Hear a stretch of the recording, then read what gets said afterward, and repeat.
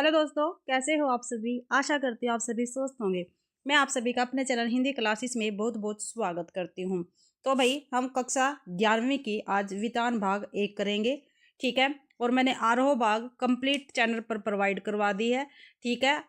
तो आप जिस भी बच्चे ने क्लास नहीं देखी तो जाके देख सकता है, आपको सभी क्लासें मिल जाएंगी, ठीक है। जो आपके पेपर के लिए काफ़ी महत्वपूर्ण क्लासें हैं वो आप सभी को चैनल पर मिल जाएगी, ठीक है। तो अगर क्लास अच्छी लगे तो क्लास को ज़्यादा से ज़्यादा शेयर करें, लाइक करें, कमेंट करें, ठीक है। और चैनल को भी ज़रूर से ज़रूर सब्सक्राइब करें भाई, ठीक है। और पीडीएफ आज आपको टेलीग्राम चैनल पर मिल जाएगा, क्योंकि आज 11वीं क्लास की एनसीईआरटी कंप्लीट हो जाएगी, तो पीडीएफ मैं आपको टेलीग्राम चैनल पर आपको उपलब्ध करवा दूंगी, ठीक है। तो क्लास स्टार्ट करते हैं भाई। वितान भाग 1 पहला लेसन है भारतीय गायिकाओं में बेजोड़ लता मंगेशकर, ठीक है। इसके लेखक कौन रहेंगे? कुमार गंधर्व, ठीक है। तो देखते हैं, भारतीय गायिकाओं में बेजोड़ लता मंगेशकर के गायन की विशिष्टताओं पर केंद्रित है।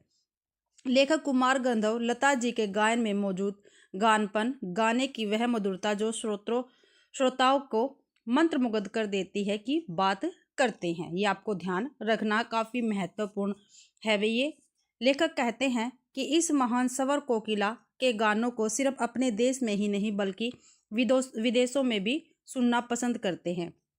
अर्थात लता मंगेशकर को देश में ही नहीं बल्कि विदेश में भी प्रसिद्धि प्राप्त थी।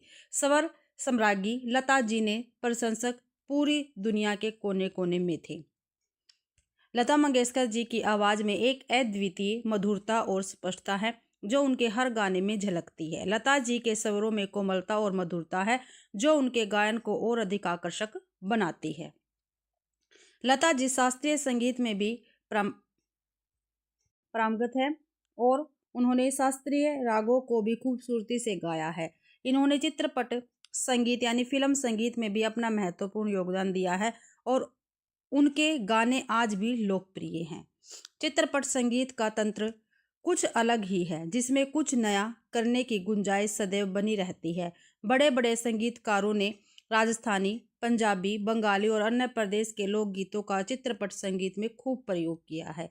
लता जी के गायन में उनके जीवन के प्रति दृष्टिकोण की झलक मिलती है जो उनके गायन को और अधिक संवेदनशील बनाती है। इस पाठ में लेखक ने न केवल लता जी के गायन की विशेषताओं को उजागर किया है बल्कि भारतीय संगीत में उनके योगदान को सराहा भी है। ऐसा कलाकार शताब्दियों में शायद एक ही पैदा होता है और यह हमारा बड़ा सौभाग्य है कि उन्हें हमने गाते हुए अपनी आंखों से देखा है, ठीक है। तो ये सारांश था भाई। अब इसके क्वेश्चन आंसर करते हैं। लता मंगेशकर के पिता का क्या नाम था? काफ़ी बार पेपर में पूछा गया है भाई ये क्वेश्चन। रमानाथ मंगेशकर, दीनानाथ मंगेशकर, काशीनाथ मंगेशकर या विश्वनाथ मंगेशकर। तो लता मंगेशकर के पिता का नाम दीनानाथ मंगेशकर था। बी आंसर अपना बिल्कुल सही रहेगा।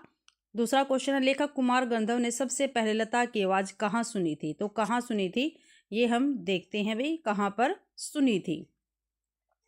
टेलीविजन पर, रेडियो पर, फिल्म में, लाइव कार्यक्रम में। तो रेडियो पर सुनी थी, ठीक है। आंसर भी बिल्कुल सही है। लेखक कुमार गंधर्व ने सबसे पहले लता की आवाज़ रेडियो पर सुनी थी। अगला क्वेश्चन है, चित्रपट संगीत में लता के पहले प्रसिद्ध गायिका कौन थी? तो ये भी पहले पूछा गया है। मुमताज बेगम, नूरजहां, आबिदा परवीन या परवीन सुल्ताना। तो नूरजहां थी बे। बी आंसर बिल्कुल सही रहेगा। चित्रपट संगीत में लता के पहले प्रसिद्ध गायिका नूरजहां थी। 4 क्वेश्चन है, विलायत खां किस वाद्य यंत्र से संबंधित थे? तो किससे थे भाई विलायत खां संबंधित? बांसुरी से, शहनाई से, सितार से या संतूर से? तो भाई सितार से प्रसिद्ध थे। आंसर से बिल्कुल सही, विलायत खां सितार वाद्य यंत्र से संबंधित है। अगला क्वेश्चन है, सामान्य श्रोता के लिए संगीत में क्या महत्वपूर्ण है? तो ध्वनि मुद्रा, राग, ताल या मिठास? तो आंसर डी बिल्कुल सही रहेगा। सामान्य श्रोता के लिए संगीत में मिठास महत्वपूर्ण है। अगला क्वेश्चन है, लेखक के अनुसार लता ने किस रस के गाने के साथ न्याय नहीं किया? तो किस रस के साथ न्याय नहीं किया? श्रृंगार, करुण, वात्सल्य या विभत्स? तो करुण, ठीक है। बी आंसर बिल्कुल सही रहेगा। लेखक के अनुसार लता ने करुण रस के गाने के साथ न्याय नहीं किया है। अगला क्वेश्चन है, चित्रपट संगीत क्षेत्र की लता अनभिक्त सामग्री है, वाक्य में अनभिक्त का क्या अर्थ है? तो महान है, बेताज है, सर्वश्रेष्ठ है या सुरीली है? तो बेताज भाई, बी आंसर बिल्कुल सही रहेगा। चित्रपट संगीत क्षेत्र में लता अनभिक्त सामग्री है, वाक्य में अनभिक्त का अर्थ है बेताज। अगला क्वेश्चन है, तीन ताल में कितनी मात्राएं होती है? तो तीन ताल में कितनी मात्राएं होती है? 12, 3, 16, 9। तो भाई 16 मात्राएं होती है, सी आंसर बिल्कुल सही रहेगा। ठीक है। अगला क्वेश्चन है, भारतीय गायिकाओं में बेजोड़ लता की गायकी की किन विशेषताओं को लेखक ने उजागर किया है? गाने के, पहला ऑप्शन है गाने के अंदाज से आदमी को भाव विभोर कर देना, लता की स्वरों की निर्मलता एवं कोमलता, तीसरा है लता की सुरीली गीत श्रोता को पसंद आते हैं। तो भाई उपयुक्त सभी बिल्कुल सही रहेगा, डी आंसर अपना सही है। लता की गायकी में लेखक निम्नलिखित विशेषताओं को उजागर करते हैं। गानपन, गानपन का अर्थ है गाने का वह अंदाज जो एक आदमी को भाव विभोर कर देता है। लता मंगेशकर के गाने को सुनकर श्रोता मुग्ध हो जाए। स्वरों में निर्मलता, लता के गाने की एक और विशेषता है उनके स्वरों में निर्मलता और कोमलता। सुरीलापन, उनके सुरीले गीत श्रोताओं को बहुत पसंद आते हैं। उच्चारण की शुद्धता, उनके गाने में उच्चारण की शुद्धता पाई जाती है। अगला क्वेश्चन है, लय कितने प्रकार की होती है? तो 2, 3, 4 या 10। तो भाई लय 3 प्रकार की होती है, बी आंसर बिल्कुल सही रहेगा। आंसर भी बिल्कुल सही है। लय 3 प्रकार की होती है। विलंबित लय, यह धीमी लय होती है। मध्य लय, यह बीच की होती है। द्रुत लय, यह मध्य लय से दुगनी तथा विलंबित लय से चौगुनी होती है। ये आपको ध्यान रखना है, पेपर में भी क्वेश्चन ये यहाँ से बनता है भी। ठीक है। अगला क्वेश्चन है, कुमार गंधर्व जी का जन्म कब और कहाँ हुआ? तो सन 1914 बजीरापुर कर्नाटक, सन 1934 बीदर कर्नाटक, सन 1924 बेलगांव कर्नाटक। तो सी आंसर बिल्कुल सही रहेगा। आंसर सी बिल्कुल सही है। कुमार गंधर्व का जन्म 8 अप्रैल 1924 ईस्वी में सुलेभावी जिला बेलगांव कर्नाटक में हुआ था। इनका मूल नाम शिवपुत्र सड्डीदा रमैया कामकमली है भी, ये मूल नाम भी इनका पेपर में पूछा गया है। अगला क्वेश्चन है भाई, निम्नलिखित में से सही कथन को मिलान करना। भाई कथन का मिलान करना है, ठीक है, ध्यान रखना है। प्रंजय क्या होता है? प्रंजय क्या होता है भाई? ये होता है बादल, तो ए का ग हो गया। अनभिक्त, ये हमने ऊपर भी देख लिया, बेताज, ठीक है, तो 2 का घ हो गया। तो पहले 2 मिला लेते हैं, एक ग और दूसरा घ, एक ग, इसमें भी है लेकिन दूसरा क्या है? घ है, तो हमारा भी आंसर बिल्कुल सही रहेगा। फिर भी देख लेते हैं, जल देल लय, ये द्रुत लय को कहते हैं भाई, तेज को कहते हैं, तो ख। ध्वनि मुद्रित स्वर लिपि, ठीक है, क्या, तो अपना भी आंसर बिल्कुल सही रहेगा। यहाँ पे देख लेते हैं शब्द और अर्थ, प्रंजय बादल, अनभिक्त बेताज, जल दिल लय, द्रुत लय या तेज, ध्वनि मुद्रिका स्वर लिपि। अगला लेसन है राजस्थान की रजत बूंदे, लेखक रहेंगे अनुपम मिश्र जी। ठीक है, यह पाठ अनुपम मिश्र द्वारा लिखा गया है, जो राजस्थान के मरुस्थलीय क्षेत्र में पानी की कमी और उससे निपटने के लिए स्थानीय लोगों द्वारा किए गए प्रयासों पर प्रकाश डालता है। लेखक कुएं के निर्माण, उपयोग और इसके सामाजिक महत्व का वर्णन करते हैं। अगला क्वेश्चन है, आगे है, राजस्थान में कुएं का निर्माण रेत में समाये वर्षा के पानी को इकट्ठा करने के लिए किया जाता है। कुएं की खुदाई और चिनाई करने वाले दक्ष लोग को चेलवांजी या चेजारो कहा जाता है। ये क्वेश्चन जो है सीधे पेपर में बनते हैं भाई, तो प्लीज़ इसको सारांश को ध्यान से देखना। और कुएं की खुदाई के काम को चेजा कहा जाता है। क्या कहा जाता है भाई? कुएं की खुदाई के काम को चेजा कहा जाता है। ठीक है, कुएं की तरह ही कुएं का निर्माण किया जाता है। मरुस्थल में रेत के नीचे एक खड़िया पत्थर की परत होती है, तो वर्षा जल को भूजल में मिलने से रोकती है। कुएं इसी परत के ऊपर बनाई जाती है। कुएं न केवल पानी का स्रोत है, बल्कि यह समुदाय को भी एक साथ लाता है। कुएं के आसपास का क्षेत्र सामाजिक गतिविधियों का केंद्र बन जाता है। कुएं जल संरक्षण का एक महत्वपूर्ण तरीका है, खासकर उन क्षेत्रों में जहां पानी की कमी एक बड़ी समस्या है। कुएं का जल मीठा, शुद्ध और रेगिस्तान के मूल निवासियों द्वारा खोजा गया अमृत है। इस कुएं पर पूरे समाज का नियंत्रण है। इससे उस अमृत तुल्य जल को लोगों में समान बंटवारा हो जाता है। कुएं जिस क्षेत्र में बनती है वह ग्राम समाज की सार्वजनिक जमीन होती है, हर एक की अपनी अपनी कुई है, उसे बनाने और उससे पानी लेने का हक उसका अपना हक है। अगला क्वेश्चन है, सॉरी भाई आगे है, कुई की सफल खुदाई के बाद उत्सव मनाया जाता है, वह विशेष भोज का आयोजन किया जाता है।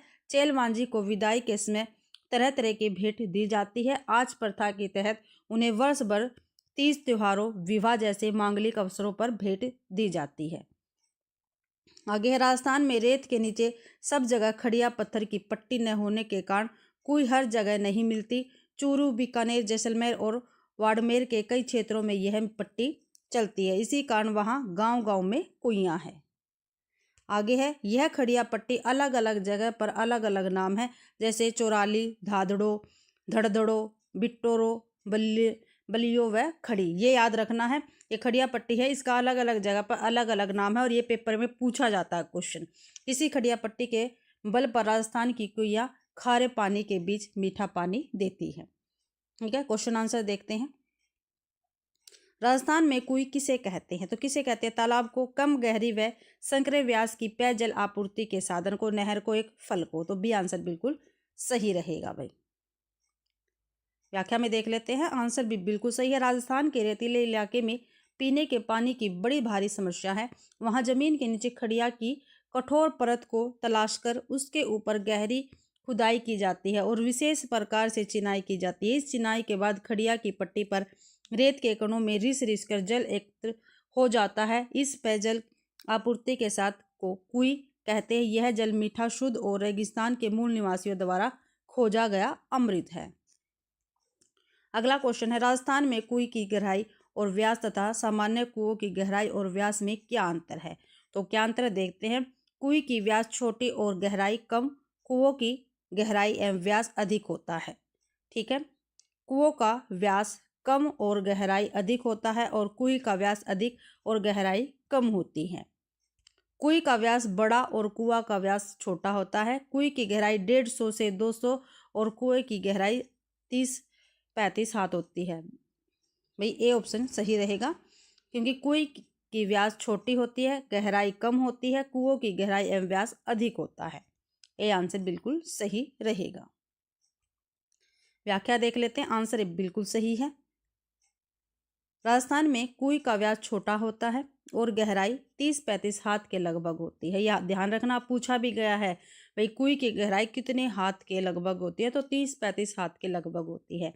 कुओं की तुलना में इसकी व्यास की गहराई बहुत ही कम होती है। राजस्थान में कुओं की गहराई 150 से 200 हाथ होती है, कुओं की गहराई बता रखी है। और कुओं भूजल को पानी के लिए बनता है, उस पर उसका पानी भी खारा होता है। कुएं इससे बिल्कुल अलग, कम गहरी, संकरी व्यास वाली होती है। इसका जल खड़िया पट्टी पर रिस रिस कर गिरने वाला है। यह जल मीठा, शुद्ध एवं अमृत के समान है। अगला क्वेश्चन है, राजस्थान में कुएं की सफलता उत्सव का अवसर क्यों बन जाती है? तो क्यों बन जाती है देखते हैं भाई। कुएं से लोगों को ईंधन के रूप में पेट्रोल मिलता है, इसलिए भाई क्या कुएं से ईंधन के रूप में पेट्रोल मिलता है? आगे देखते हैं कुएं से लोगों को ईंधन के रूप में डीजल मिलता है। आगे देखते हैं, कुएं से अमृत के समान मीठा शीर मिलता है, इसलिए शीर, देखो भाई शीर। आगे देखते हैं, कुएं लोगों को अमृत के समान मीठा पानी देती है, इसलिए। तो डी आंसर अपना बिल्कुल सही रहेगा। आंसर डी बिल्कुल सही है। राजस्थान में जहाँ के लोगों को पानी की भीषण कमी का सामना करना पड़ता है, वहाँ कुएं लोगों को अमृत के समान मीठा पानी देती है और जल ही जीवन है को चरितार्थ करती है, इसलिए कुएं की सफलता उत्सव मनाने जैसा अवसर बन जाता है। प्रकृति की उदारता पर खड़ी कुएं। ठीक है, काफी महत्वपूर्ण है, ये ध्यान रखना आपको। अगला देखते हैं, जल का प्रदूषण और अपव्यय रोकने के लिए हमें क्या करना चाहिए? भाई जल का प्रदूषण और अपव्यय रोकने के लिए हमें क्या करना चाहिए? पहला, जल स्रोतों को गंदा न करने के लिए जागरूक करना। फैक्ट्रियों का दूषित जल नदी नालों में न प्रवाहित हो, उसके लिए अभियान करेंगे। बरसात के पानियों को नालियों में बहाने से रोकने का उपाय। तो भाई डी आंसर बिल्कुल सही है, सारे के सारे ठीक हैं। व्याख्या में देख लेते हैं, आंसर डी बिल्कुल सही है। जल का प्रदूषण अपव्यय को रोकने के लिए हम जल स्रोतों को गंदा न करने के लिए लोगों में जागरूकता फैलाएंगे। पानी की टोटियों टूटी पाइपों से बहते पानी को रोकने के लिए लोगों पर ध्यान आकृष्ट करेंगे। बरसात के पानी को नालियों में बहने से रोकने का उपाय करेंगे। फैक्ट्रियों का दूषित जल नदी नालों में न प्रवाहित होने देने के लिए अभियान करेंगे। 5वां क्वेश्चन है, राजस्थान की रजत बूंदे में वैश्विक तापमान वृद्धि रोकने में आप अपना किस प्रकार योगदान दे सकते हैं? तो किस प्रकार योगदान दे सकते हैं भाई? खाली जगहों पर पेड़ लगाकर एवं उनकी रक्षा के लिए लोगों को प्रेरित करके। सही है। पेड़ों की कटाई को रोकना और लोगों में जन जागरूकता। पानी को बर्बाद होने से बचाने के लिए लोगों को जागरूक बनाना। तो ये सभी हम कर सकते हैं। डी आंसर बिल्कुल सही रहेगा। वैश्विक तापमान वृद्धि को रोकने के लिए हम अनेक प्रकार से अपना योगदान दे सकते हैं, जैसे खाली जगहों पर अधिकाधिक पेड़ लगाकर एवं उनकी रक्षा के लिए लोगों को प्रेरित करके, पेड़ों की अंधाधुंध कटान रोकने के लिए लोगों में जन जागरूकता फैलाकर, कूड़ा करकट एवं पेड़ों की सूखी पत्तियों एवं टहनियों ने जलाने के लिए जागरूकता फैलाकर, पानी को बर्बाद होने से बचाने के लिए लोगों को जागरूक बनाकर। आगे देखते हैं, चेलवांजी कौन है? तो कौन है भाई चेलवांजी? हमने ऊपर देखा था जब सारांश किया था। तो चेलवांजी कौन है? चेलवांजी एक धनाढ्य व्यक्ति है। नहीं, चेलवांजी अत्यंत परिश्रमी एवं कुशल कारीगर है जो कुई बनाते। बिल्कुल सही है। बी आंसर बिल्कुल सही रहेगा। व्याख्या देख लेते हैं। आंसर भी बिल्कुल सही है। चेलवांजी अत्यंत परिश्रमी एवं कुशल कारीगर है जो कुई बनाते हैं। इनके व्यक्तित्व से हम परिश्रमशीलता, कार्य में निपुणता, लगन, सामूहिकता, परोपकार जैसे मूल्य ग्रहण कर सकते हैं। अगला क्वेश्चन है, रेजा शब्द का प्रयोग किस लिए किया जाता है? अभी रेजा शब्द का प्रयोग किसके लिए किया जाता है? तो पहला ऑप्शन है, रेजा एक प्रकार का मुख्य भोजन है। नहीं भाई, रेजा शब्द वर्षा की मात्रा नापने के लिए किया जाता। बिल्कुल सही है भाई, रेजा शब्द जो है वर्षा की मात्रा नापने के लिए किया जाता है इसका प्रयोग, रेजा का। आंसर भी बिल्कुल सही है। रेजा शब्द का प्रयोग वर्षा की मात्रा नापने के लिए किया जाता है। यह माप धरातल में समाई वर्षा को नापता है। उदाहरण के लिए, यदि मरुस्थल में वर्षा का पानी 5 अंगुल रेत के भीतर समा जाए तो उस दिन की वर्षा को 5 अंगुल रेजा कहेंगे। अगला क्वेश्चन है, राजस्थान के रेत की विशेषता क्या है? तो राजस्थान की रेत की विशेषता क्या है भाई? राजस्थान की रेत में अंदर नमी नहीं रहती। राजस्थान के रेत के कण एक दूसरे में चिपक जाते हैं।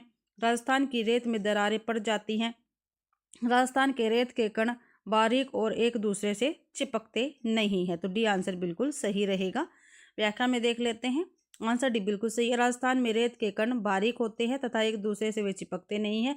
आमतौर पर मिट्टी के कण एक दूसरे में चिपक जाते तथा मिट्टी में दरारें पड़ जाती हैं। अगला क्वेश्चन है, अनुपम मिश्र जी का जन्म कब और कहाँ हुआ था? तो भाई 1948 वर्धा महाराष्ट्र में हुआ था। बी आंसर बिल्कुल सही है। अनुपम मिश्र जी का जन्म सन 1948 ईस्वी महाराष्ट्र के वर्धा में हुआ था। इनका जन्म श्रीमती सरला मिश्र और प्रसिद्ध लेखक हिंदी कवि भवानी प्रसाद मिश्र के यहाँ हुआ था। ठीक है, भवानी प्रसाद मिश्र के पुत्र थे अनुपम मिश्र। ठीक है, और इनकी माता का नाम सरला मिश्र था।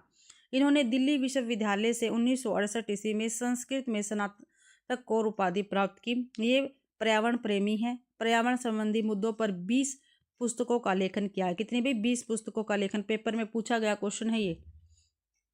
आज भी खरे हैं तालाब और राजस्थान की रजत बूंदे विशेष चर्चित है। ये दो इनकी काफी महत्वपूर्ण रचनाएं हैं।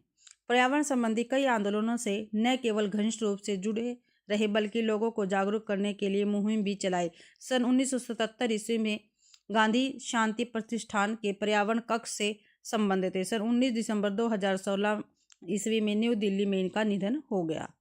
आगे है भाई आलो अंधारी, लेखिका है बेबी हालदार। ठीक है, काफी महत्वपूर्ण है भाई ये भी पाठ हमारे लिए। आलो अंधारी बेबी हालदार की क्या है? एक आत्मकथा है। क्या है भाई? एक आत्मकथा है बेबी हालदार की, आलो अंधारी। इसमें उन्होंने अपने जीवन के संघर्षों और कठिनाइयों का वर्णन किया है। यह कहानी एक घरेलू काम करने वाली महिला के रूप में उनके जीवन, बाल विवाह, घरेलू हिंसा और गरीबी जैसे सामाजिक मुद्दों को उजागर करती है। इस पाठ में लेखिका ने अपने व्यक्तिगत अनुभवों के माध्यम से समाज में महिलाओं की स्थिति, सशक्तिकरण की बात की है। बेबी हालदार का जन्म जम्मू कश्मीर में हुआ था, लेकिन उनका विवाह मात्र 13 वर्ष की आयु में उनसे दोगुनी उम्र के व्यक्ति से कर दिया गया, जिस कारण अपनी पढ़ाई 7वीं कक्षा में ही छोड़नी पड़ी। पति के बुरा बर्ताव के कारण अपने 3 बच्चों के साथ घर छोड़कर दुर्गापुर से फरीदाबाद रहने आ गई। लेखिका का किशोरावस्था में विवाह हो गया था और घरेलू हिंसा का सामना करना पड़ा था। लेखिका कुछ समय बाद गुड़गांव आकर तीनों बच्चों के साथ किराए के मकान में रहने लगी और घर के खर्च वे किराए के लिए घरों में काम करती थी। गरीबी, बच्चों की जिम्मेदारी और काम तलाश जैसे सामाजिक संघर्षों का सामना करना पड़ा। लेखिका को सुनील नाम के युवक की मदद से एक घर में नौकरी मिली। वहां के मालिक एक सज्जन व्यक्ति थे, लेखिका को अपनी बेटी की तरह मानते थे। प्यार से लेखिका उन्हें तातुस कहती थी। तातुस को जब पता चला कि लेखिका को पढ़ने लिखने का शौक है तो वे उसे पढ़ने के लिए उत्साहित करने लगे। उन्होंने लेखिका को अपनी जीवन पर कहानी लिखने के लिए प्रेरित किया। लेखिका लेखन की ओर मुड़ती है और अपनी पहचान पाती है। लेखिका को अकेली देखकर कुछ लोग छेड़खानी करना चाहते हैं और कुछ तो घर में जबरदस्ती घुस आते हैं। एक दिन लेखिका ने काम से वापस आने पर अपने घर को टूटा हुआ पाया। इस मुसीबत में उनके दोनों भाइयों ने कोई सहायता नहीं की। तातुस को जब यह बात पता चली तो एक कमरा खाली करवा दिया और लेखिका को दिया। इस पाठ में समाज में महिलाओं की स्थिति, सामाजिक असमानता और शिक्षा के अभाव जैसे नारीवाद मुद्दों को भी उठाता है। इसमें बाल मजदूरी, स्त्री शोषण और गरीबी जैसी सामाजिक मुद्दों को उजागर हुआ है। लेखिका चिट्ठियों के माध्यम से तातुस के कोलकाता व दिल्ली के मित्रों के साथ संपर्क करती है। कोलकाता के मित्र कौन कौन है? जेठू व शर्मिला दी। और दिल्ली के रमेश बाबू हैं। ये ध्यान रखना है, आपको पात्रों के नाम जरूर याद रखने हैं। तातुस की दरिया दिली व सहायता के कारण अब लेखिका का पूरा जीवन बदल गया है। वह साधारण घरेलू नौकरानी से लेखिका बन गई है। उनका बड़ा लड़का घर के पास ही नौकरी करने लगा और दोनों छोटे बच्चे स्कूल जाने लगे हैं। आखिरकार एक दिन लेखिका की लिखी एक रचना एक पत्रिका में छप गई। पत्रिका में उनकी रचना का शीर्षक आलो अंधारी बेबी हालदार था, जिसे देख लेखिका की खुशी का ठिकाना न रहा। वो दौड़कर तातुस के पास पहुंची और उनके पैर छूकर उनका आशीर्वाद लिया। क्वेश्चन आंसर करते हैं भाई। अब बेबी हालदार के कितने बच्चे थे? तो 2 थे, 3 थे, 4 थे या 5 थे? भाई 3 बच्चे थे। बी आंसर बिल्कुल सही रहेगा। बेबी हालदार को काम दिलवाने में किस युवा ने मदद की थी? तो किस युवा ने मदद की थी? सुनील ने, भोलादा ने, उसके भाई ने, या इनमें से कोई नहीं? तो सुनील ने मदद की थी भाई। अगला क्वेश्चन है, बेबी हालदार से पहले तातुस के घर में काम करने वाली को कितने वेतन मिलता था? तो कितना वेतन मिलता था भाई? 500 रुपये, 800 रुपये, 1000 रुपये या 1200 रुपये? तो भाई 800 रुपये वेतन मिलता था।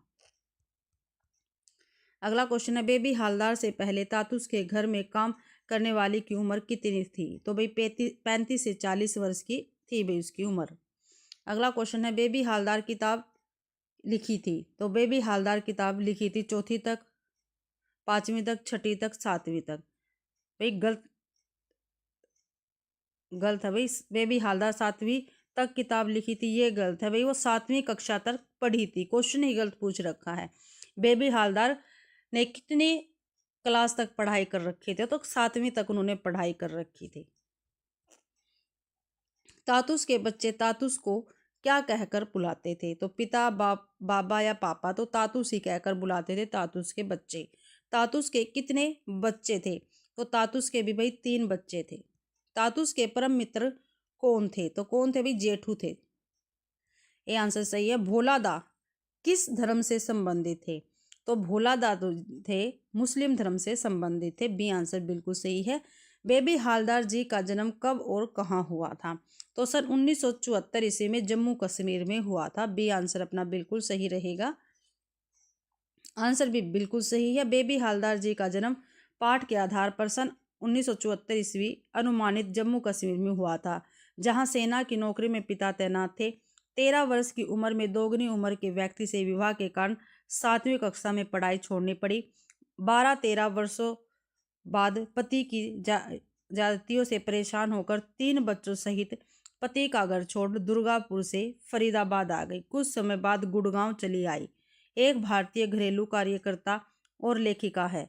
बांग्ला में लिखी एवं हिंदी में अनुदित आलो अंधारी ए लाइफ कम ऑर्डिनरी 2006 में उनके कठोर जीवन के बारे में बताया गया है। आगे है भाई भारतीय कलाएं। ठीक है, अब हम ये लेसन करेंगे। इसमें भारतीय कलाओं के विभिन्न रूपों जैसे चित्रकला, नृत्य कला और संगीत कला का वर्णन है। ये कलाएं हमारी समृद्ध संस्कृति और परंपरा का हिस्सा है और मानव भावना और विचारों को व्यक्त करने का एक महत्वपूर्ण साधन है भाई। हम अपने आसपास के परिवेश, प्रकृति या भाव और विचारों को अपनी भाषा में व्यक्त करते हैं। वैसे ही चित्रकारी, संगीत या नृत्य के माध्यम से भी हम अपने आसपास देखते सुनते हैं, उसे हम किसी न किसी रूप और नए नए तरीके से किसी के सामने कहना या प्रकट करना चाहते हैं। पाठ में कलाओं के विकास को दर्शाया गया है। प्राचीन कला में कलाएं मुख्य रूप से जनजातीय और लोक कलाओं के रूप में मौजूद थी। बाद में ये कलाएं व्यवसाय से जुड़ गई और धीरे धीरे शास्त्रीय नियमों में बंध गई। मध्यकाल में कलाएं राजा और शासक के संरक्षण में विकसित हुई और शास्त्रीय नियमों में बंध गई। चित्रकला, संगीत और नृत्य सभी ने शास्त्रीय रूप ग्रहण किया। शास्त्र ने संगीत, नृत्य, अभिनय कलाओं को एक शास्त्रीय कला का स्वरूप दिया है। फिर भी लोक कलाएं अपनी जड़ों से पूरी तरह जुड़ी रही। आज की कलाओं की जड़ें लोक में ही हैं, चाहे चित्रकला हो, संगीत कला हो या फिर नृत्य कला हो। चित्रकला का सार देखते हैं। चित्रकारी प्राचीन काल से ही हमारे जीवन का अभिन्न अंग रही है।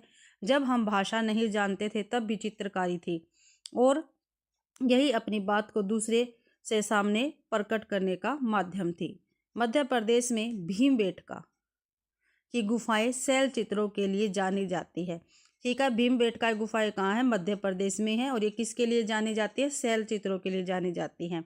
इन चित्रों में जीवन की रोजमर्रा की गतिविधियां जैसे शिकार, नृत्य, संगीत, जानवर, युद्ध, साज सज्जा सभी कुछ दिखाई पड़ता है। एलोरा और अजंता की गुफाएं कलाकृतियों के लिए विश्व प्रसिद्ध है भाई। हम जिसे लघु चित्र के नाम से जानते हैं वे दो प्रकार के होते हैं। एक सताई जो कपड़ों, किताबों, लकड़ी या कागज पर किया जाता है। इनमें आंध्र प्रदेश और छत्तीसगढ़ की कलमकारी, पंजाब की फुलकारी, महाराष्ट्र की वर्ली इत्यादि बहुत प्रसिद्ध रही है। इनमें प्रयोग होने वाली सभी सामग्री प्राकृतिक ही है। असताई कलाओं में कोहबर, एपन, अल्पना, रंगोली जैसी कलाएं काफ़ी प्रसिद्ध हैं। इन कलाओं का संबंध शादी, त्योहार और उत्सव से है। इन्हें क्षेत्रीय भाषाओं से अलग अलग नाम से जाना जाता है। मिथिला की चित्रकारी में मधुबनी चित्रकला काफ़ी प्रसिद्ध है। मिथिला की चित्रकारी में मधुबनी चित्रकला। उत्तराखंड में जिसे एपण कहते हैं उसे राजस्थान में मंडवा कहते हैं।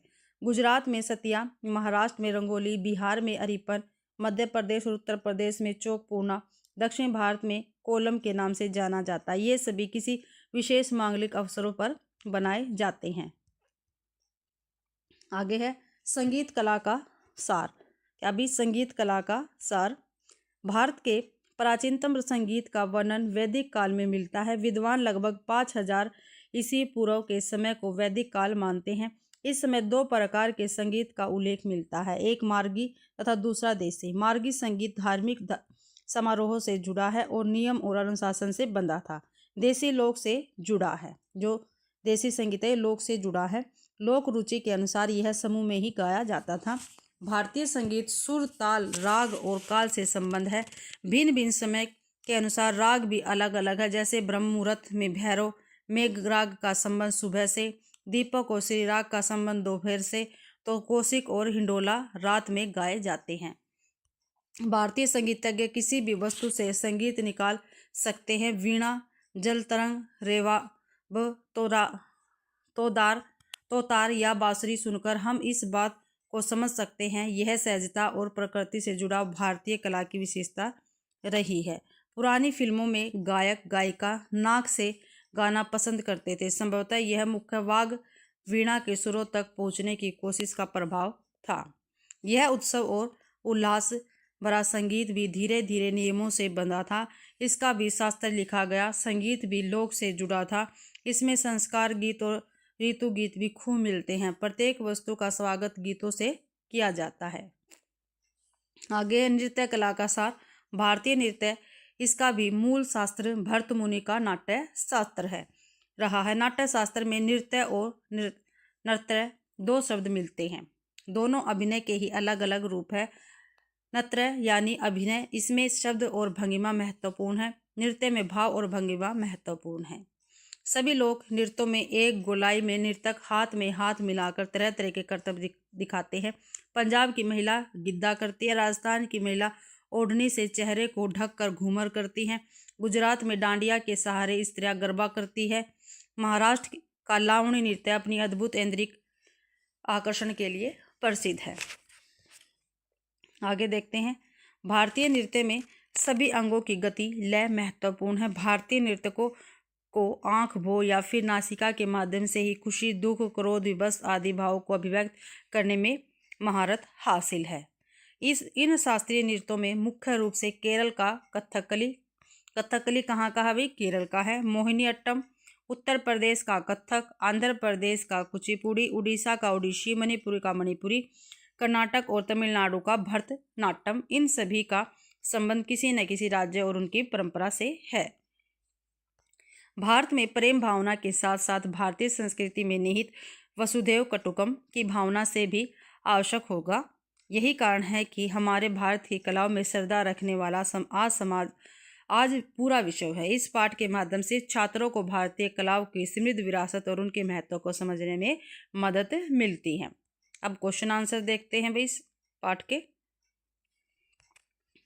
साहित्य, चित्र, संगीत राजाओं के संरक्षण में कब हुई? तो कब हुई थी भाई? आदिकाल में हुई थी। साहित्य, चित्र, संगीत राजाओं के संरक्षण के मध्य हुई थी भाई, सॉरी भाई मध्यकाल में हुई थी, आदिकाल में नहीं हुई, मध्यकाल में हुई थी। बी आंसर सही रहेगा, यहाँ पे डी गलत दे रखा है।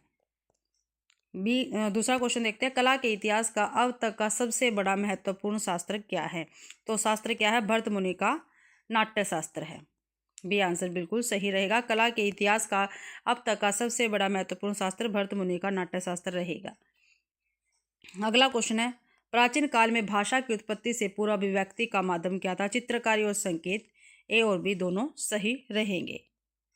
अगला क्वेश्चन है, मध्य प्रदेश का भीमबेटका किसके लिए प्रसिद्ध है? तो किसके लिए प्रसिद्ध है भाई? सेल चित्रकारी के लिए प्रसिद्ध है। मध्य प्रदेश का भीमबेटका सेल चित्रकारी के लिए प्रसिद्ध है।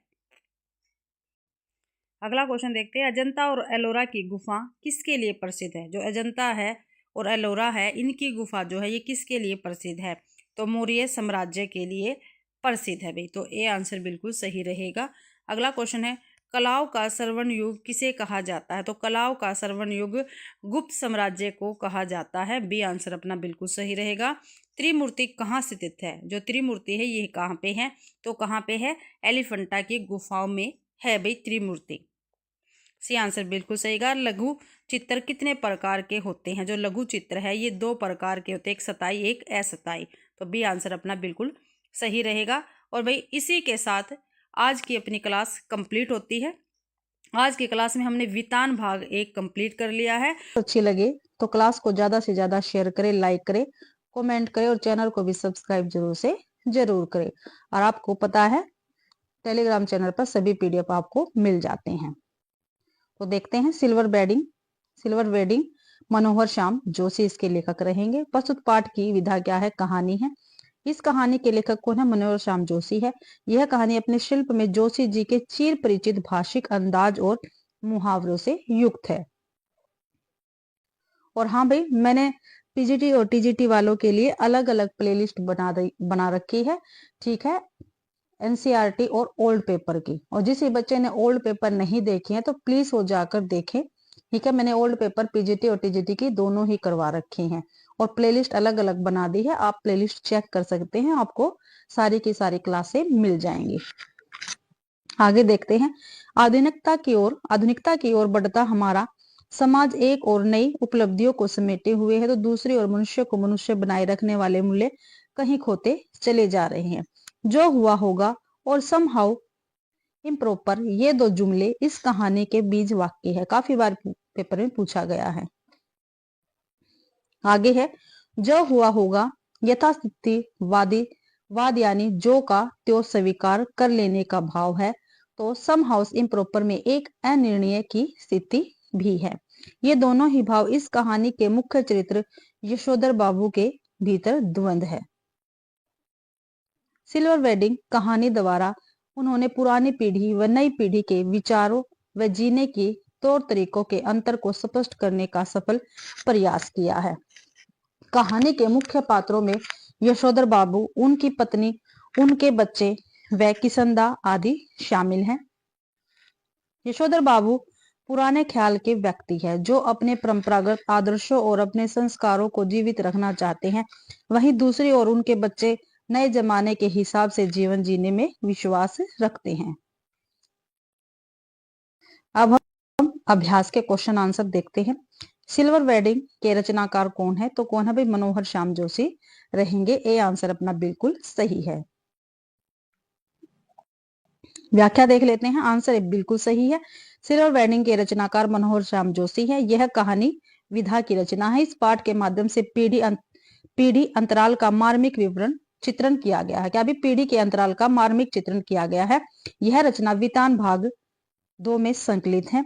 मनोहर श्याम जोशी कसब क्याप नेताजी कहिन, ये इनकी काफी महत्वपूर्ण रचना है मनोहर श्याम जोशी की। अगला क्वेश्चन है सिल्वर वेडिंग नामक पाठ के लेखक का क्या नाम है? ठीक है, सिल्वर वेडिंग नामक पाठ के लेखक का क्या नाम है?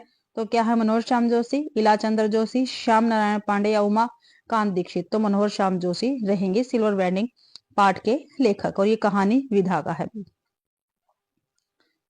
अगला क्वेश्चन है सिल्वर वेडिंग के संबंध में निम्नलिखित कथनों में से असत्य कथन बताना है। जो असत्य यानी जो गलत है इस कहानी के विषय में ये हमें बताना। यह एक लंबी कहानी, बिल्कुल सही है। यह कहानी जोशी जी के चिर परिचित भाषिक अंदाज और मुहावरे से युक्त है, बिल्कुल सही है। जो हुआ होगा और सम हाउ सेम प्रॉपर, ये दो जुमले इस कहानी के बीज वाक्य, बिल्कुल सही है।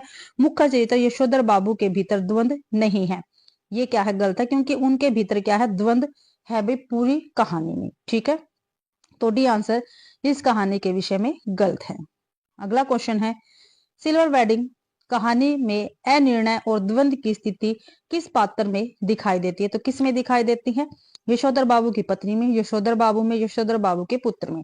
तो यशोधर बाबू में भी द्वंद की स्थिति दिखाई देती है। अगला क्वेश्चन है जब दफ्तर की पुरानी दीवार घड़ी 5:25 बजा रही थी तब यशोधर बाबू के कलाई घड़ी में कितने बज रहे थे? तो कितने बज रहे थे भाई? 3 बज रहे थे, 2 बज रहे थे, 4 बज रहे थे या 5:30 बज रहे थे? तो 5:30 बज रहे थे भाई। आंसर डी बिल्कुल सही। जब दफ्तर की पुरानी दीवार घड़ी 5:25 बजा रही थी तब यशोधर बाबू के कलाई घड़ी में 5:30 बज रहे थे। अगला क्वेश्चन है आप लोगों की देखा देखी सेक्शन की घड़ी भी सुस्त हो गई है। उक्त कथन सिल्वर वेडिंग के किस पात्र का है? किसका है? कृष्णानंद का है, यशोधर बाबू का है, चड्ढा का? तो यशोधर बाबू का ये कथन है भाई। बी आंसर बिल्कुल सही रहेगा। अगला क्वेश्चन है सिल्वर वेडिंग कहानी में यशोधर बाबू दफ्तर से लौटते हुए कहाँ जाते हैं? तो कहाँ जाते हैं? पहाड़गंज, अपने घर, गुरुद्वारे में या बिड़ला मंदिर में? तो बिड़ला मंदिर में जाते हैं। डी आंसर अपना बिल्कुल सही रहेगा। और भाई काफी महत्वपूर्ण क्वेश्चन है, पेपर में पूछे जाते हैं, तो प्लीज क्लास को शुरू से लेके अंत तक देखें। विधान भाग 2 कंप्लीट करेंगे इसी क्लास में। सिल्वर वेडिंग कहानी में यशोधर बाबू का बड़ा लड़का किस संस्था में नौकरी पा गया था? तो किस संस्था में? विज्ञान संस्था में, विज्ञापन संस्था में, कला संस्था में या विपणन संस्था में? तो विज्ञापन संस्था में। बी आंसर बिल्कुल सही रहेगा। सिल्वर वेडिंग कहानी में यशोधर बाबू का दूसरा बेटा किसकी तैयारी कर रहा था? तो आईएएस की, पीसीएस की, आईआईटी की या एसएससी की? तो आईएएस की तैयारी कर रहा था यशोधर बाबू का दूसरा बेटा।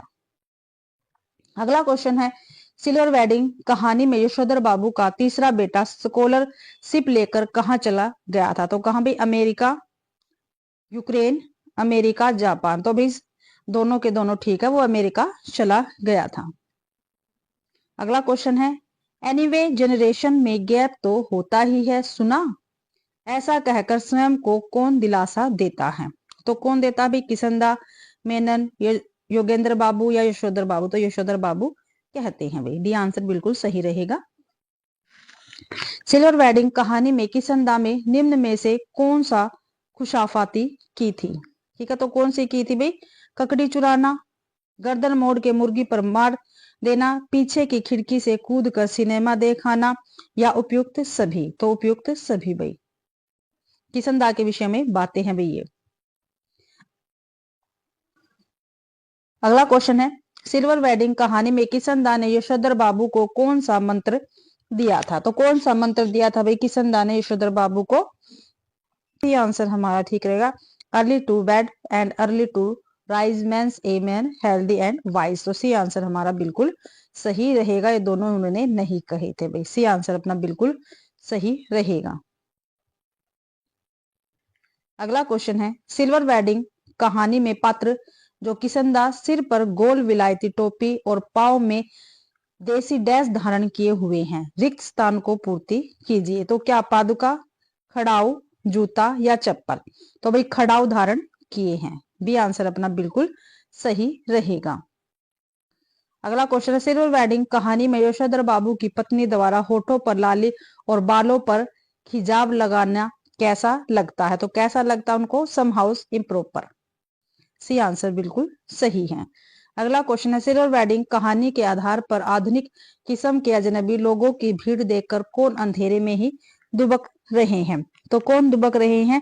किशनदा, भूषण, जनार्दन या यशोधर बाबू? तो यशोधर बाबू दुबक रहे हैं। अगला क्वेश्चन है, हम लोगों के यहाँ सिल्वर वेडिंग कब से होने लगी है? सिल्वर वेडिंग कहानी में यह कथन किसका है? तो किसका? यशोधर बाबू का है भाई, ये आंसर सही रहेगा। अगला क्वेश्चन है, सिल्वर वेडिंग कहानी की मूल संवेदना क्या है? तो क्या है? पीढ़ीगत अंतराल। काफी महत्वपूर्ण, काफी बार पेपर में पूछा गया है ये क्वेश्चन। अगला क्वेश्चन है, सिल्वर वेडिंग कहानी के पात्र यशोधर पंत के किन्हीं दो मानवीय मूल्यों का उल्लेख कीजिए जिन्हें आप ग्रहण करना चाहते हैं? तो भाई सहनशीलता और मृदुभाषिक, विरोध और तिरस्कार, चिंतन और संघर्ष। तो ये आंसर बिल्कुल सही रहेगा। आंसर बिल्कुल सही है। सिल्वर वेडिंग कहानी के पात्र यशोधर पंत के व्यवहार में सहनशीलता और मृदुभाषिता जैसे मानवीय मूल्य हैं जो ग्रहण करने योग्य है। अगला क्वेश्चन है, दफ्तर के बाबुओं को अपनी सिल्वर वेडिंग के लिए यशोधर बाबू ने कुल कितने रुपए दिए? काफी बार पेपर में पूछा गया है। तो 10, 20, 60 या 30? तो 30 रुपए दिए थे उन्होंने। अगला क्वेश्चन है, यशोधर बाबू को किशनदा का कौन सा पुत्र कहा गया? तो मानस पुत्र कहा गया है। इसी आंसर बिल्कुल सही है। अगला लेसन है जूझ। ठीक है, लेखक कौन है? डॉक्टर आनंद यादव। ठीक है, लेखक है डॉक्टर आनंद यादव। प्रस्तुत पाठ आत्मकथात्मक उपन्यास है। इसके लेखक कौन है भाई? कौन देखा हमने? डॉक्टर आनंद यादव है। जूझ मराठी के प्रख्यात कथाकार डॉक्टर आनंद यादव का बहुचर्चित एवं बहुप्रसिद्ध आत्मकथात्मक उपन्यास है जिसका एक अंश यहाँ दिया गया है। यह एक किशोर के देखे और भोगे हुए ग्रामीण जीवन के यथार्थ और उसके रंगारंग परिवेश के अंतराल अत्यंत विश्वसनीय जीवन गाथा है।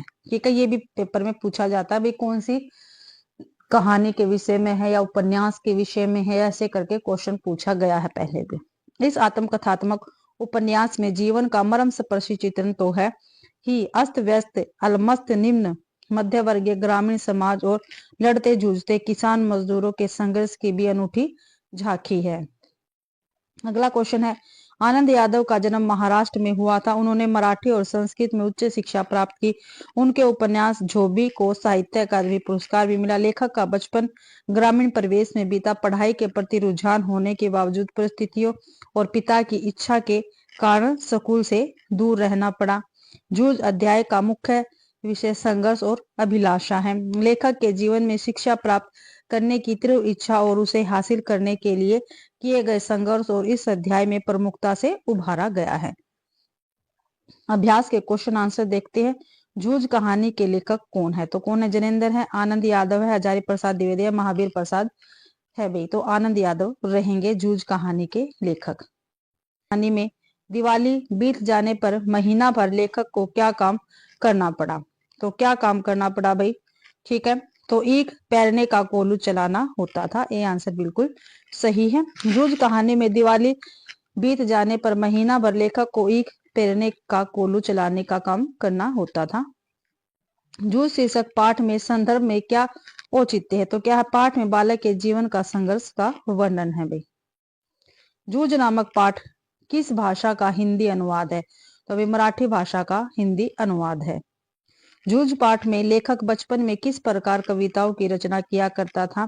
तो कैसे करता था? भैंसों की पीठ पर, पत्थर की शिला पर, कंकड़ से ढोर को चराते हुए। यानी ये सभी के सभी कार्य करके उन्होंने क्या है, कविता लिखने की प्रेरणा ली थी भाई। और इनकी जैसे भैंस की पीठ पर कविता लिख देता, पत्थर से भाई जो शिला है उस पे कंकड़ से लिख देता, ठीक है, ढोरा चराते समय क्या था, कविता वाचन करता रहता। तो ऐसे ही जो लेखक है वह कविता करना सीख गया था भाई। अगला क्वेश्चन है, आनंद दत्ताजी राव से मिलने क्यों गया था? तो क्यों गया था? साग सब्जी देने, खाना देने, अपनी पढ़ाई, या वैसे ही मिलने चला गया था? तो अपनी पढ़ाई के विषय में गया था भाई। सी आंसर बिल्कुल सही रहेगा। लेखक का पाठशाला में विश्वास बढ़ाने के क्या कारण थे? तो शिक्षकों का अपनत्व, संघर्षमयी प्रवृत्ति, बसंत पाटिल की मित्रता, या उपयुक्त सभी। तो ये सभी के सभी कारण थे भाई पाठशाला में लेखक का विश्वास बढ़ाने के लिए। अगला क्वेश्चन है, आने दे अब उसे मैं उसे सुनाता हूं कि नहीं अच्छी तरह देख, यह कथन किसका है? तो आनंद, लेखक, देसाई, या दत्ताजी। तो भाई ये है भाई आंसर सी बिल्कुल सही रहेगा।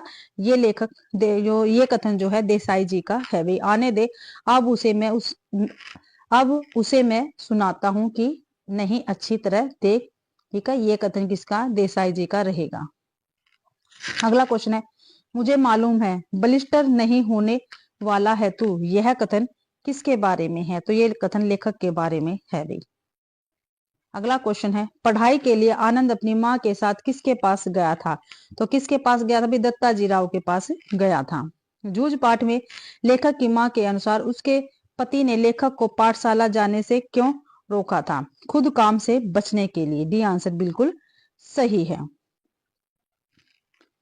अगला क्वेश्चन, जूझ नामक पाठ में शर्त के अनुसार पाठशाला जाने से पहले लेखक को सवेरे कितने बजे तक खेत में काम करना होता था? तो 11 बजे तक काम करना होता था भाई। अगला क्वेश्चन है, जिस शरारती लड़के ने लेखक के सिर से गमछा छीना था उसका नाम क्या था? तो क्या था? चहवान नाम था भाई उसका। जूझ कहानी में लेखक की मां के अनुसार उसका पति दिन भर किसके पास रहता है? तो रखमा बाई के पास रहता है। अगला क्वेश्चन है भाई, जूझ कहानी हिंदी की किस विधा का अंश है? तो किस विधा का अंश है भाई? ये देखना है आपको। तो भाई ये कविता है, नाटक है, रेखा चित्र है, या आत्म कथा? तो आत्म कथा का अंश है भाई, ठीक है, ये आपको ध्यान रखना, आत्म कथा का अंश है। लेकिन क्या है? ये कहानी है, ठीक है, यानी डी आंसर अपना ठीक रहेगा। अगला क्वेश्चन है, जूझ कहानी में लेखक के दादा अपना कोल्हू सारे गांव में सबसे पहले क्यों चलाते थे? तो क्यों चलाते थे भाई? गुड़ की ज्यादा कीमत के लिए। सी आंसर बिल्कुल सही है। अगला क्वेश्चन है, आनंद अपनी उम्र के हिसाब से अधिक प्रतीत होते हैं। जिज्ञासु। अगला क्वेश्चन है, जूझ कहानी में सोंदेलकर बालक आनंद को किस विषय का ज्ञान देते हैं? ठीक है, जो इनके सोंदेलकर गुरु है, यानी इनके जो टीचर है, ये बालक कौन है? आनंद। इनको किस विषय का ज्ञान देते हैं? तो मराठी साहित्य की रचनाओं का। ये आंसर बिल्कुल सही रहेगा। जूझ कहानी में आनंद को पढ़ने भेजने में मुख्य योगदान किसका है? तो किसका? दत्ताजी राव का है भाई। अगला क्वेश्चन है, जूझ कहानी में लेखक की कक्षा के मॉनिटर का क्या नाम था? तो बसंत पाटिल था। बी आंसर बिल्कुल सही रहेगा। अगला लेसन है, अतीत में दबे पाव, लेखक है ओम थानवी, ठीक है, ओम थानवी, ठीक है, थनवी नहीं है, थानवी है ये। अतीत में दबे पाव एक यात्रा वृतांत है। इसमें इसके लेखक कौन है? ओम थानवी है। ओम थानवी की यह रचना यात्रा वृतांत और रिपोर्ट का मिला जुला रूप है, जो अब तक के ज्ञान में भारतीय भूमि ही नहीं विश्व फलक पर घटित सभ्यता के सबसे प्राचीन घटना को उतने से पूर्ण जीवित करता है जितने सुनियोजित ढंग से उसके दो महान नगर मोहनजोदड़ो और हड़प्पा बसे थे। लेखक ने टीले, स्नान घरों, मृद भांडों, कुओं, तालाबों, मकानों व मार्गों से प्राप्त पुरातत्वों में मानव संस्कृति की उस समझदार भावात्मक घटना को बड़े इत्मीनान में से खोज कर हमें दिखलाया है। सिंधु सभ्यता के सबसे बड़े शहर मोहनजोदड़ो की नगर योजना अभिभूत करती है। वह आज के सेक्टर मार्को, कॉलोनियों, के नीरस नियोजन की अपेक्षा ज्यादा रचनात्मक थी, क्योंकि उसकी बसावट शहर के विकसित खुद के विकसने का अवकाश भी छोड़कर चलती है। ये विकसने नहीं आएगा भी, विकास का अवकाश भी छोड़कर चलती है। आगे है, पुरातत्व के निष्प्राण पड़े चिन्हों से एक जमाने में आबाद घरों, लोगों और उनके सामाजिक, धार्मिक, राजनीतिक व आर्थिक गतिविधियों का पुख्ता अनुमान किया जा सकता है। उस सभ्यता में भव्यता थी, पर आडंबर नहीं था, जो राज पोषित या धर्म पोषित न होकर समाज पोषित था। आगे है भाई, पाकिस्तान के सिंध प्रांत में स्थित पुरातात्विक स्थान जहां सिंधु घाटी सभ्यता बसी थी। मोहनजोदड़ो का अर्थ है मुर्दों का टीला। काफी बार पेपर में पूछा गया है ये। वर्तमान में इसे मोहनजोदड़ो के नाम से जाना जाता है। 1922 में जब राखल दास बनर्जी यहाँ आए, कब आए थे ये? 1922 में। तब वे इसी स्तूप की खोजबीन करना चाहते थे। खुदाई के दौरान उन्हें यह अनुभूति हुई कि यहाँ ईसा पूर्व के निशान हैं। भारतीय पुरातत्व सर्वेक्षण के महानिदेशक जॉन मार्शल के निर्देश पर खुदाई का व्यापक अभियान शुरू हुआ। इस खोज ने भारत को मिस्र और मेसोपोटामिया की प्राचीन सभ्यता के समकक्ष खड़ा कर दिया। इसे नागर भारत का सबसे पुराना लैंडस्केप कहा जाता है। ठीक, आपको ध्यान रखना भाई, ये पेपर में पूछे जाते हैं सीधे क्वेश्चन। इसे हिस्से का पुरातत्व के विद्वान गढ़ कहते थे। चार दीवारी के भीतर ऐतिहासिक शहरों के सत्ता के अंदर अव्यवस्थित होते थे, चाहे वह राज सत्ता हो या धर्म सत्ता। यहाँ की कमोबेश सारी सड़कें सीधी है या फिर आड़ी है। आज वास्तुकार इसे ग्रिड प्लान कहते हैं। ये भी पूछा जाता है। ब्रासिलिया या चंडीगढ़ और इस्लामाबाद ग्रिड शैली के शहर है, जो आधुनिक नगर नियोजन के प्रतिमान ठहराए जाते हैं। महाकुंड की तरफ जाने वाली गली को धरोहर के प्रबंधकों ने देव मार्ग यानी डिविनिटी स्ट्रीट नाम दिया है भाई। कुंड में उत्तर और दक्षिण से सीढ़ियां उतरती है। कुंड करीब 40 फुट लंबा और 25 फुट चौड़ा है और गहराई 7 फुट है। याद रखना, 40 फुट क्या है लंबा और 25 फुट क्या है चौड़ा और 7 फुट क्या है गहराई है। ये क्वेश्चन भी पेपर में पूछा गया था, पूछ लिया था। जो कुंड था उसकी लंबाई कितनी थी? तो 40 फुट थी भाई। इसके 3 तरह साधुओं के कक्ष बने थे। 3 तरफ क्या थे? साधु कक्ष बने थे। उत्तर में 2 पंक्तियों में 8 स्नानागार है। इनमें से किसी का द्वार दूसरे का सामने नहीं खुलता है। इस कुंड में पक्की ईंटों का जमाव है। कुंड का पानी रिस न आगे देखते हैं। कुंड का पानी रिस न सके और बाहर अशुद्ध पानी कुंड में न आए, इसके लिए कुंड के तल में और दीवारों पर ईंटों के बीच चूने और चिरोड़ी के गारा का उपयोग हुआ है। पार्श्व की दीवारों के साथ दूसरी दीवार खड़ी की गई, जिसमें सफेद डामर का प्रयोग हुआ है। कुंड के पानी के बंदोबस्त के लिए एक तरफ कुआं है, दोहरे घेर वाला यह अकेला कुआं है। दुनिया में सूत के 2 सबसे पुराने नमूनों में से एक है।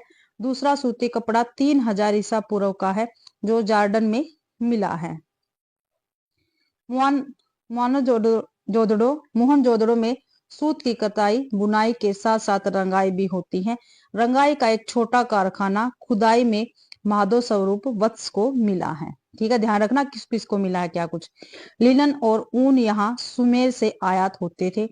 प्रसंग वंश मेसोपोटामिया के शिलालेखों में मोहनजोदड़ो के लिए मेलुहा शब्द का संभावित प्रयोग है। 1924 से 1925 में राखल दास के बाद हेलेड हरग्रीव्स ने खुदाई करवाई। प्रसिद्ध नृत्य की शिल्प भी यही एक छोटे घर की खुदाई में निकला था। यह शिल्प अब दिल्ली के राष्ट्रीय संग्रहालय में है। नृत्य की शिल्प भी। पुरातत्वी सिरिन रत्नाकर का मानना है कि सिंधुवासी कुओं से सिंचाई कर लेते थे। अब इसके क्वेश्चन आंसर देखते हैं भाई। मोहनजोदड़ो हड़प्पा से प्राप्त हुई नर्तकी की मूर्ति किस राष्ट्रीय संग्रहालय में रखी है? तो दिल्ली राष्ट्रीय संग्रहालय में रखी है। मोहनजोदड़ो के घरों में टहलते हुए लेखक को किस गांव की याद आई? तो कुलधरा गांव की याद आई थी। अतीत में दबे पाओ पाठ में खुदाई से प्राप्त गेहूं का रंग कैसा था? तो भी काला था। कैसा था? काला था। अतीत में दबे पाओ पाठ में लेखक ने सिंधु सभ्यता के सौंदर्य बोध को क्या नाम दिया है? तो क्या नाम दिया है भाई? समाज पोषित। से आंसर अपना बिल्कुल सही रहेगा। अगला क्वेश्चन है, अतीत में दबे पाओ पाठ में मोहनजोदड़ो की लंबी सड़क अब कितनी बची है? तो कितनी बची है भाई? 1/2 मील। अतीत में दबे पाओ पाठ के अनुसार सिंधु घाटी सभ्यता में कौन से फल उगाए जाते हैं? तो खजूर और अंगूर भाई। अगला क्वेश्चन है, अतीत में दबे पाओ पाठ के अनुसार सिंधु घाटी सभ्यता में कपास पैदा होती थी, इसका क्या प्रमाण है? तो क्या प्रमाण है भाई? सूती कपड़ा। ये आंसर बिल्कुल सही है। अतीत में दबे पाओ नामक पाठ के लेखक का नाम क्या था? तो क्या था भाई? पाठ के लेखक का नाम ओम थानवी था। अगला क्वेश्चन है, अतीत में दबे पाओ पाठ के अनुसार मोहनजोदड़ो की सभ्यता और संस्कृति किसकी शोभा बढ़ा रही है? तो किसकी अजायब घर की शोभा बढ़ा रही है? डी आंसर अपना बिल्कुल सही है। अगला क्वेश्चन है, अतीत में दबे पाओ पाठ के अनुसार मोहनजोदड़ो के सबसे ऊंचे चबूतरे पर क्या विद्यमान है? तो क्या है? बौद्ध स्तूप विद्यमान है। अगला क्वेश्चन है, अतीत में दबे पाओ पाठ के अनुसार सिंधु घाटी सभ्यता में आवागमन के लिए प्रयोग किया जाता है, तो क्या भी? बैलगाड़ी। भी आंसर सही रहेगा। अगला क्वेश्चन देखते हैं, अतीत में दबे पाओ पाठ के अनुसार सिंधु सभ्यता की खूबी है, तो क्या खूबी है? उसका समाज पोषित होना। अगला क्वेश्चन, अतीत में दबे पाओ नामक पाठ में लेखक के अनुसार मोहनजोदड़ो की आबादी लगभग 10,000 थी, तो कितने हजार थी? 85,000 थी भाई। अतीत में दबे पाओ पाठ के अनुसार मोहनजोदड़ो के अजायब घर में निम्न में से कौन सी वस्तु मिली थी? तो कौन सी वस्तु मिली थी? भी तांबे और कांसे के बर्तन, शिव के शिल्प की मूर्तियां। सॉरी, ये नहीं भाई, ये मिली थी मिट्टी की बैल गाड़ियां। तो ए और सी मिली थी। डी आंसर बिल्कुल सही रहेगा।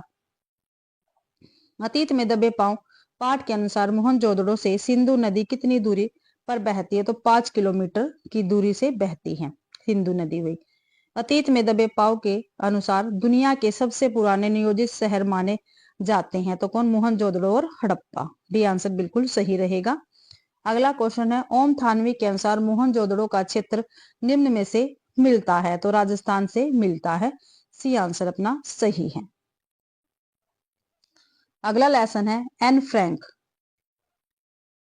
ठीक है, लेखिका है और इनकी रचना है डायरी के पन्ने। ठीक है, डायरी के पन्ने की लेखिका कौन है? एन फ्रैंक है। ठीक है, यह रचना डच भाषा में 1947 में प्रकाशित हुई थी। उसके बाद the diary of A younger शीर्षक से 1952 में प्रकाशित हुई ये रचना। ठीक है, याद रखना है, the diary of A younger इस शीर्षक से 1952 में प्रकाशित हुई थी। ठीक है, प्रस्तुत पाठ की लेखिका एन फ्रैंक है। उनकी यह रचना बाद में the diary of A younger शीर्षक से 1952 में प्रकाशित हुई।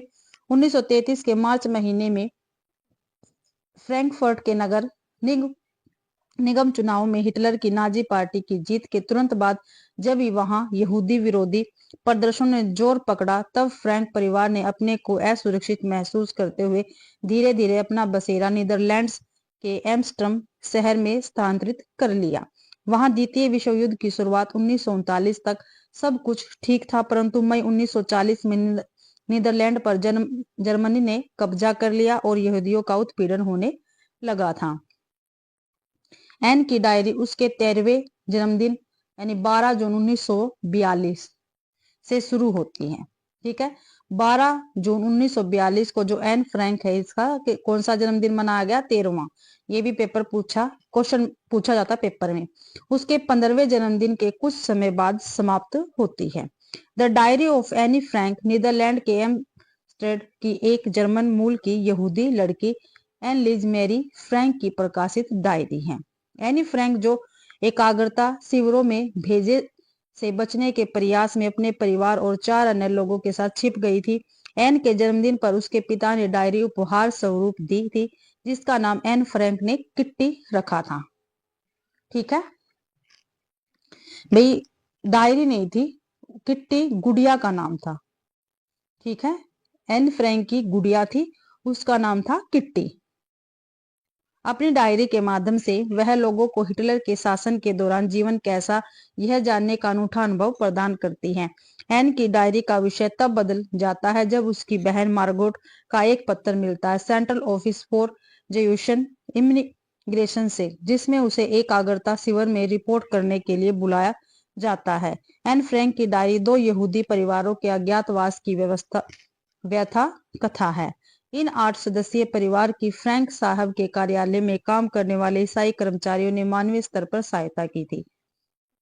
एन ने इसे अज्ञातवास को कलमबद्ध किया है। इस डायरी में भय, आतंक, बीमारी, भूख, प्यास, मानवीय संवेदनाएं, प्रेम, घृणा, हवाई हमले का डर, पकड़े जाने का भय, युद्ध की पीड़ा और अकेलेपन का दर्द सब कुछ लिपिबद्ध है।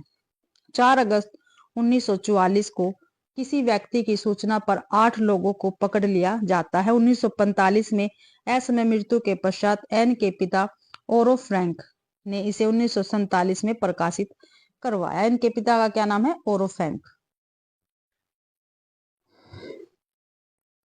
आगे देखते हैं भाई, अब इसके क्वेश्चन आंसर है वो करेंगे।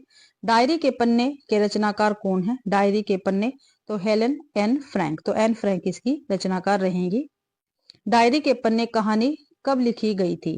ठीक है, तो कब लिखी गई थी भाई? डायरी के पन्ने कहानी 26 जनवरी 1931 ईस्वी में लिखी गई थी। ये आंसर बिल्कुल सही है। डायरी के पन्ने पाठ में एएसएम से किसको बुलाया जाने का नोटिस था? तो भाई मार्गरेट का था। ठीक है, डायरी के पन्ने पाठ डच भाषा में किस नाम से प्रकाशित हुई? तो किस नाम से? The diary of a young girl. C answer बिल्कुल सही रहेगा।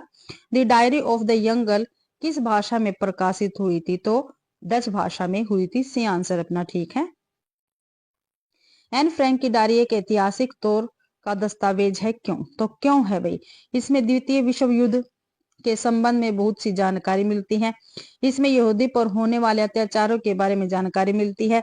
इसमें हिटलर के शासन की एक झलक मिलती है, या उपयुक्त सभी, तो सभी की सभी बातें इस डायरी में है भाई। अगला क्वेश्चन है, डायरी के पन्ने पाठ के अनुसार यातना शिविरों में किसे रखा जाता है? तो युद्ध बंदियों को, यहूदियों को, जर्म सेनाओं को, या उपयुक्त सभी को? तो किन किन को रखा जाता है ये आपको बताना है। तो भाई जो डायरी के पन्ने पाठ के अनुसार यातना शिविरों में यहूदियों को रखा जाता है। बी आंसर अपना बिल्कुल सही रहेगा। डायरी के पन्ने पाठ के अनुसार एन और उसका परिवार अज्ञातवास के दिनों में कहा गए थे? तो कहाँ गए थे भाई? एन फ्रैंक के पापा के ऑफिस में। सी आंसर बिल्कुल सही रहेगा। एन फ्रैंक की डायरी का प्रकाशन किस वर्ष हुआ था? तो 1947 ईस्वी में हुआ था, और एन फ्रैंक के पिता ने करवाया था। डायरी के पन्ने पाठ के अनुसार यहूदियों को पीला सितारा क्यों पहनाना पड़ता था? तो क्यों पहनाना पड़ता था? उनकी पहचान के लिए। अगला क्वेश्चन है, एन फ्रैंक अपनी डायरी लिखते समय वाक्यों को लिखकर बार बार काटा करती थी, एक बार लिखकर उन्हें काटना पसंद नहीं करती थी। तो बी आंसर बिल्कुल सही है। डायरी के पन्ने नामक पाठ किस विश्व युद्ध के दौरान लिखी गई थी? तो द्वितीय विश्व युद्ध के दौरान।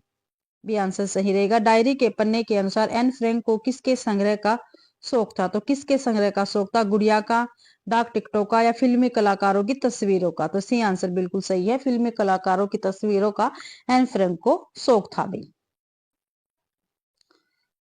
अगला क्वेश्चन है, डायरी के पन्ने पाठ में एन फ्रैंक की बड़ी बहन का क्या नाम था? तो मार्गोट था भाई। एन फ्रैंक के घर रहने वाले किराएदार का क्या नाम था? तो गोल्ड स्मिथ था। ये आंसर बिल्कुल सही रहेगा। एन फ्रैंक ने अपनी डायरी किसे संबोधित करके लिखी है? तो मार्गोट, मिएपी, किट्टी, या हेलो? तो किट्टी को संबोधित करके लिखी है। एन फ्रैंक की डायरी से संबोधित किट्टी कौन है? उसकी दोस्त है, उसकी बहन है, एक निर्जीव गुड़िया है, उसकी बिल्ली है? तो निर्जीव गुड़िया है। सी आंसर बिल्कुल सही रहेगा। डायरी के पन्ने डायरी में लेखिका ने मिस्टर डेसल के बारे में किस विशेषण का प्रयोग किया है? तो चुगलखोर। बी आंसर बिल्कुल सही है। डायरी के पन्ने डायरी में एएसएस का बुलावे का नोटिस किसके लिए आया था? तो किसके लिए आया था? मार्गरेट के लिए आया था भाई। ठीक है, मार्गरेट के लिए आया था। डायरी के पन्ने डायरी में कौन सा देश जर्मनी के विरुद्ध युद्ध में शामिल नहीं हुआ था? तो भाई टर्की जो देश था ये युद्ध में शामिल नहीं हुआ था। तो इसी के साथ भाई आज की अपनी क्लास कंप्लीट होती है। इस क्लास में हमने वितान भाग 2 क्या है कंप्लीट कर लिया है। ठीक है, आशा करती हूँ भाई आप सभी को यह क्लास पसंद आई होगी। अगर आप सभी को क्लास पसंद आती है तो प्लीज क्लास को ज्यादा से ज्यादा शेयर करें, लाइक करें और कमेंट भी जरूर से जरूर करें भाई, और चैनल को भी सब्सक्राइब जरूर से जरूर करें। आप सभी को ये पीडीएफ मेरे टेलीग्राम चैनल पर मिल जाएगा, तो उसको भी जरूर से जरूर ज्वाइन करें भाई। तो आप सभी का क्लास देखने के लिए बहुत बहुत धन्यवाद।